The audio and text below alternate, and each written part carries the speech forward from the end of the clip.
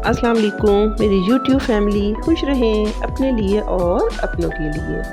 Friends, आज हम इस्लामाबाद की बहुत खूबसूरत एक हाउसिंग सोसाइटी है पार्क व्यू, उसके विज़िट के लिए निकले थे। तो सोचा क्यों ना इस खूबसूरत हाउसिंग सोसाइटी के खूबसूरत से नज़ारे और चमचमाती खुशबू, पहाड़, फूल, ये सब आपके साथ शेयर किए जाएँ। मैं अपना गला ख़राब होने की वजह से काफ़ी दिनों से अपनी वीडियोस का वॉइस ओवर नहीं दे रही। मेरी आप इस कमी को मेरे साथ पूरा कीजिए और मेरे साथ इस खूबसूरत सी housing society park view Islamabad का विज़िट कीजिए।